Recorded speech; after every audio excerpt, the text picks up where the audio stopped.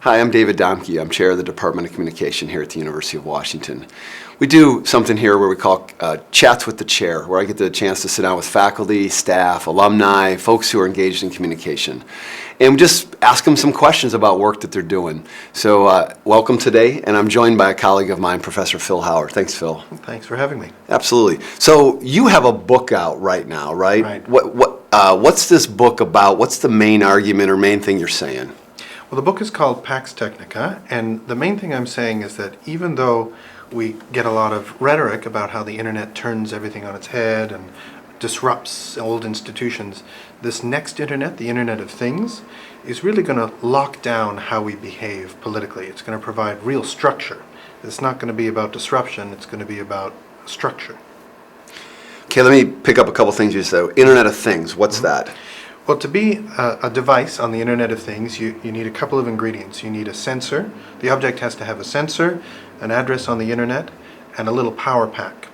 And basically, these are tiny chips that these days can be embedded in anything that's human-made, light bulbs, coffee makers, the little pods that go in the coffee makers. And these devices relay information about their status and how they're being used over the Internet. And so most of the communication that happens over the Internet of Things is between devices, not between people or even between people and devices. So when you say Internet of Things, this is what you're talking about? Yeah. Okay. So, and then you said that it's mostly between mostly between not humans, right? What, can you tell me some more about that?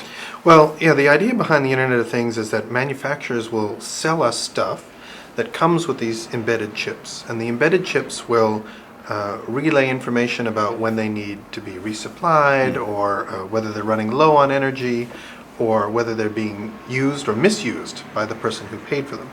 And this means that immense amounts of information about our real behavior will get relayed back to the manufacturer. Now, the big political question is, who else will have access to that info?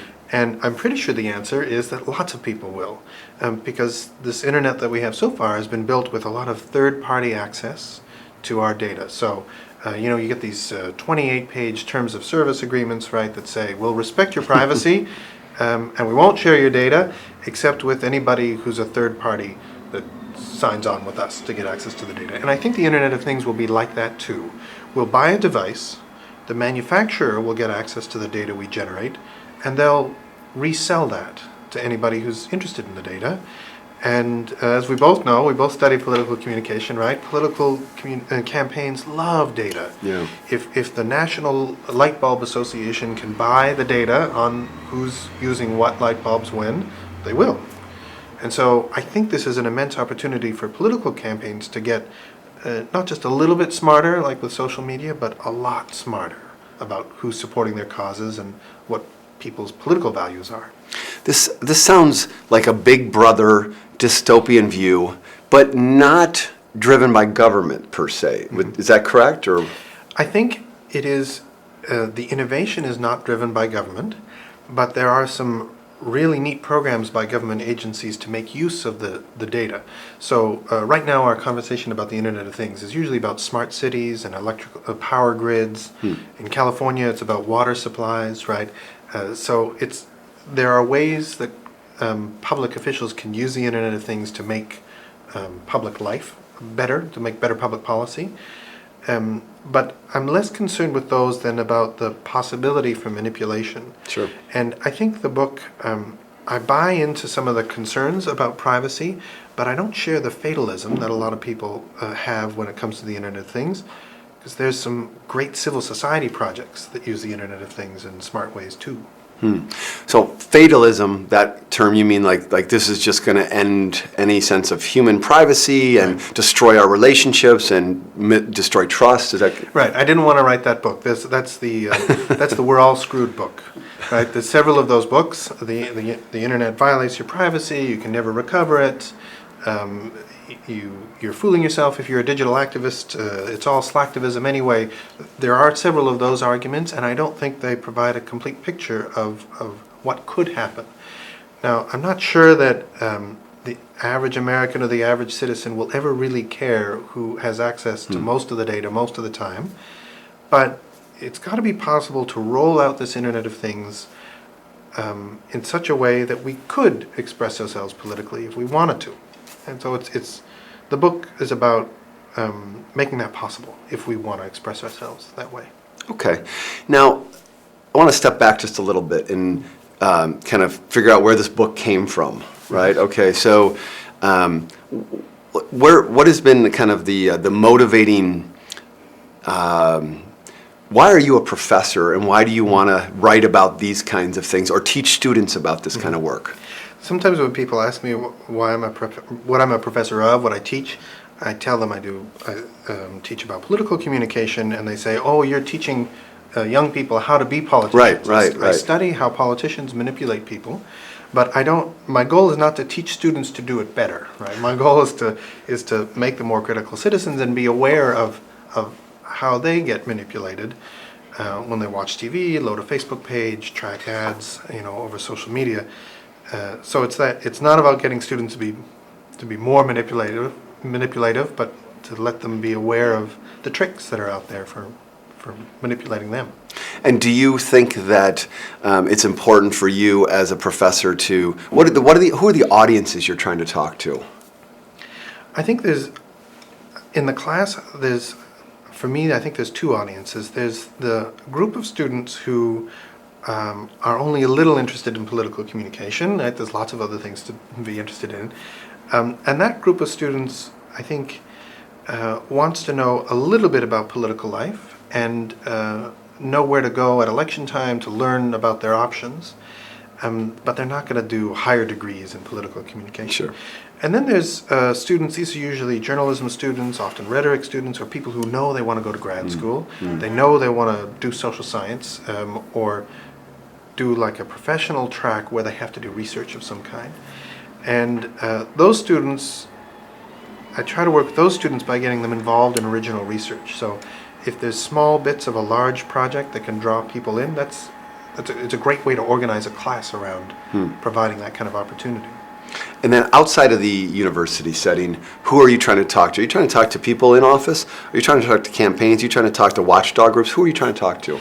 I think that's a great question, because I think it's the latter. It's watchdog groups and citizens who should be smarter about the things they're buying over the next few years. I wrote an opinion piece a couple of years ago about how we should get the presidential candidates for 2016 to pledge not to use bots.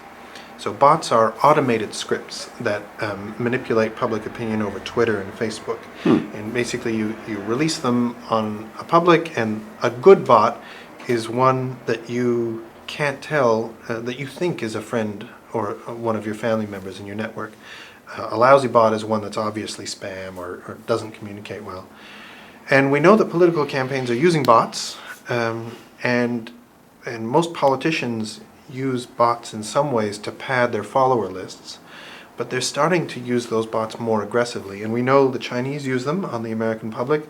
We know that Putin used them when he went into Ukraine. It's part of for authoritarian politicians, it's part of their modern communication toolkit. My audience is not American politicians, because I don't think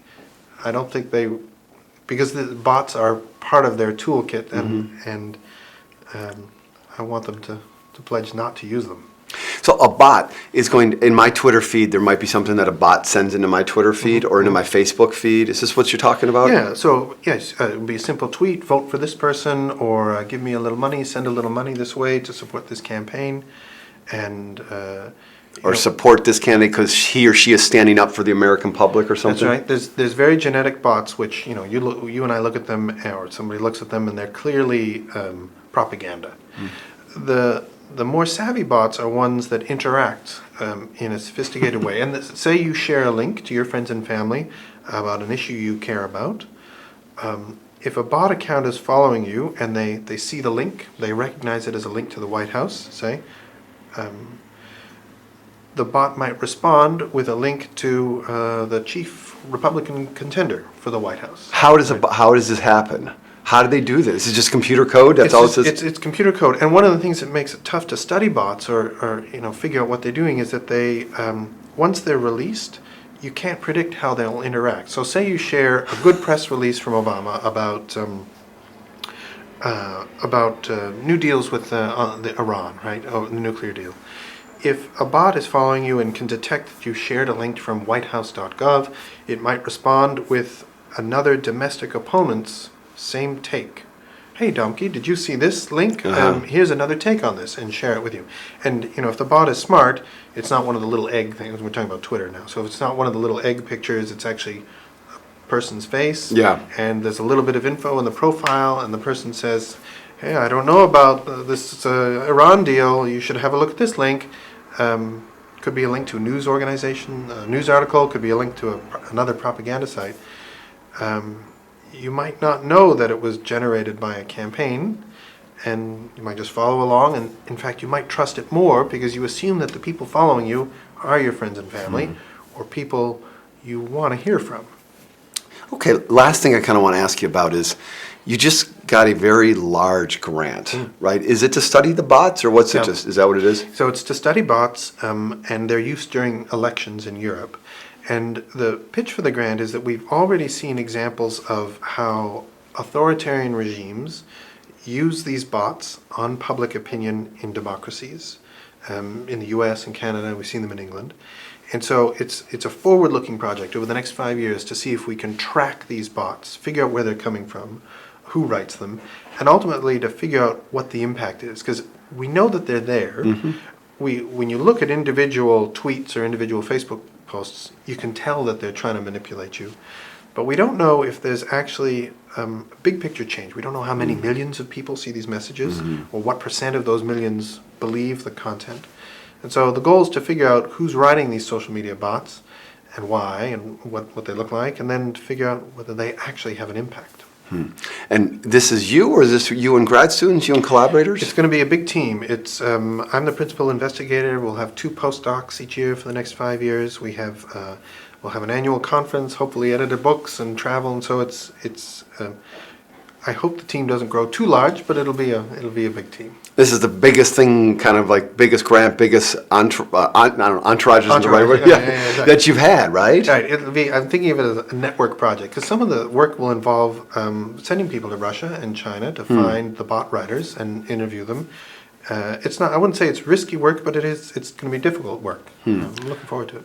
And as somebody who's here at the University of Washington, working at a public university here, are you motivated by a sense of kind of like, hey, this is about not just saving, but kind of like enhancing democracy? Absolutely. I think if the average voter knew how much of their messaging came from foreign governments, they'd be surprised and disappointed and shocked. And I think there must be some simple things we can do to prevent our public conversations from going awry or being manipulated from groups that we don't respect, we don't want to hear from.